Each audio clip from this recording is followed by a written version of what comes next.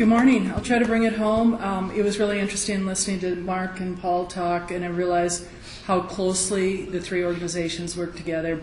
If you looked at my email stream or box or my telephone call records, you would see that it is, I don't know that there has been a day since I've started at NPPC that I have not been in touch with either or both ASV and Pork Board. So we have a very close working relationship, and it's something I'm hoping will help serve the industry well. So you've heard a little bit about what we said at Pork Forum, and that's kind of where a lot of this effort came out, but I'd like to kind of bring it home as a summary and talk to you exactly about what that Pork Forum resolution said. Part of the Pork Forum resolution, we parsed out pieces from that resolution. ASV led the swine disease matrix part, the preparation part and data management part went with Pork Board, and NPPC got the part that's looked at developing a response plan as well as strengthening the borders. Before I forget and before I go any further, a lot of the thinking around the response plan and the documents, a lot of the hard work that's gone into it was already being done by Patrick Webb at the Pork Board. We're kind of coordinating the efforts, but Patrick has provided a lot of the thinking and a lot of the expertise to be able to look at developing a response plan. So he deserves a tremendous amount of credit for the effort that's been going on. The forum resolution, for those of you who aren't familiar with the forum, every year, either right before or right after the ASV meeting, the pork industry gets together and there are delegates from every state. It is a meeting that is held at the same time, although the delegates from NPPC will meet separately than the delegates from the pork checkoff.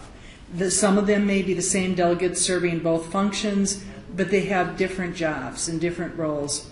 And so what came out of the forum from NPPC as our resolution was a long one on preparing for the next emerging disease.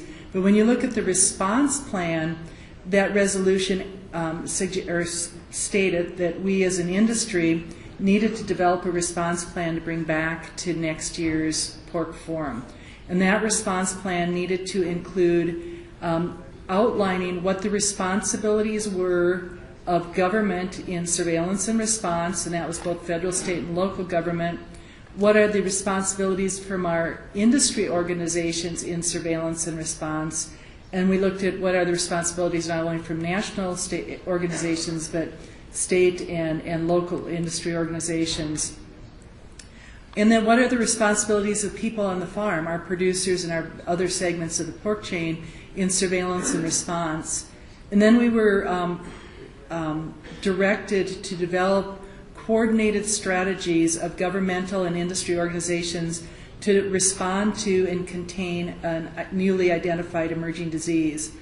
And also to go on and in the event that we couldn't contain a disease successfully, what are strategies to manage the existence of a given disease?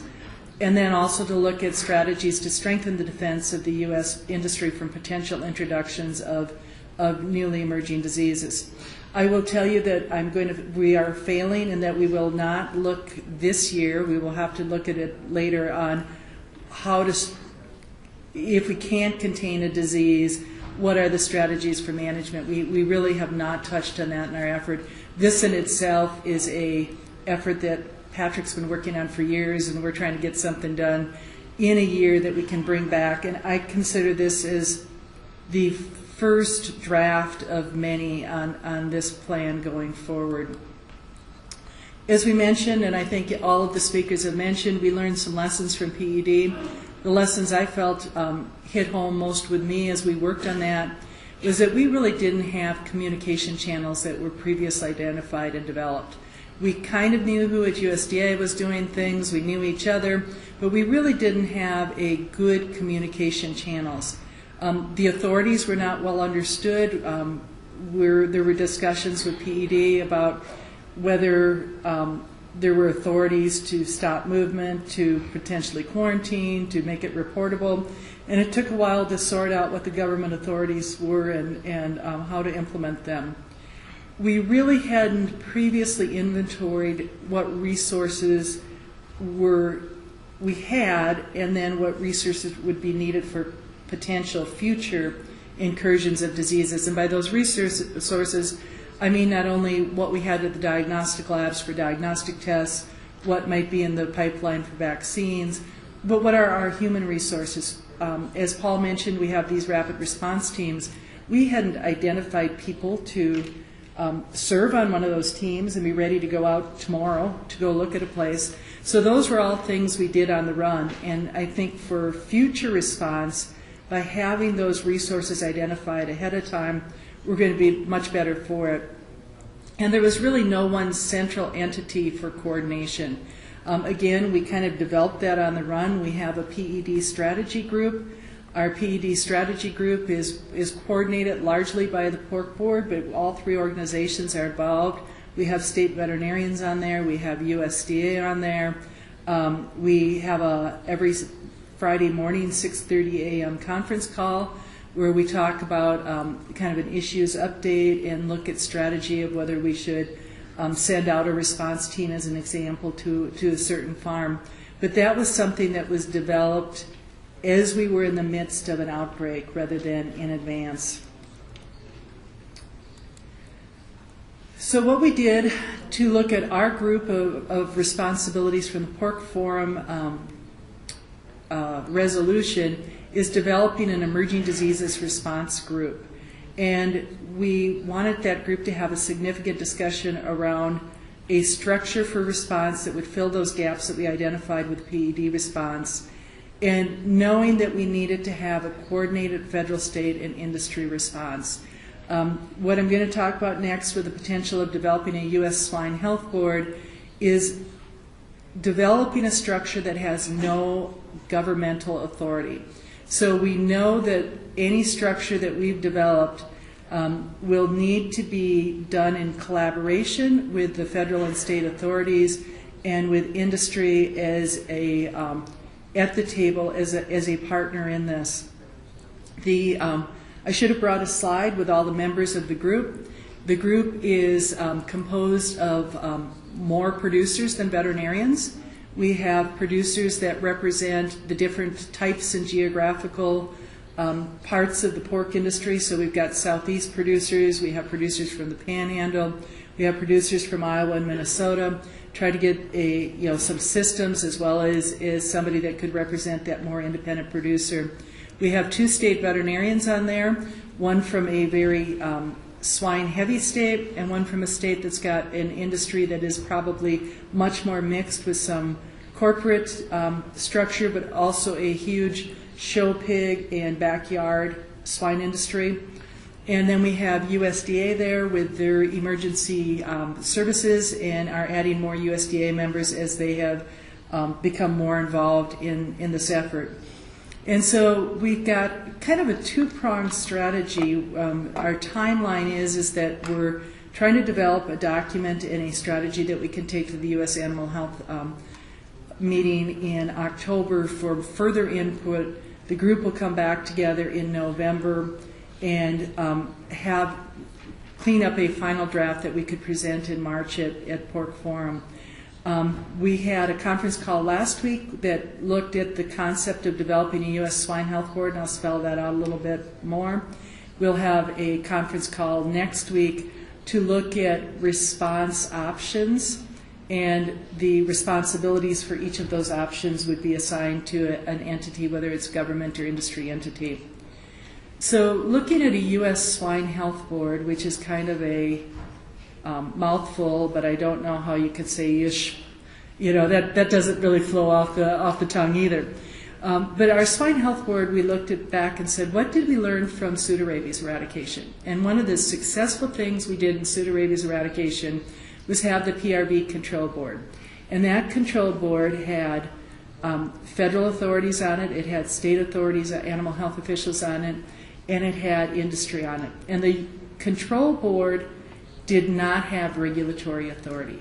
The control board served to give direction to the regulatory authorities, and the regulatory authorities, as an equal member of that control board, took those recommendations and enforced them. But as a control board, there was no regulatory authority on that board. And that is the same sort of thing a U.S. Swine Health Board is going to have to do. Going to have to make sure that we have federal and state authorities in the discussions, understanding the industry's needs and desires, and then they would have the authority to implement anything that they would choose from the U.S. Swine Health Board's recommendations. The other thing we've said is that the U.S. Swine Health Board is going to have two roles. One is a role that says we're going to meet every year or every 2 years, and we're going to look at that swine disease matrix that ASV is putting together, and we're going to suggest what the actions would be for those known pathogens in other countries. And those recommendations may be anything like we need to research vaccines for that, we need to have a diagnostic test, we need to have recommendations on how we are preparing, and Paul touched on this, for known diseases in other countries that are not yet on the North American continent or in the United States.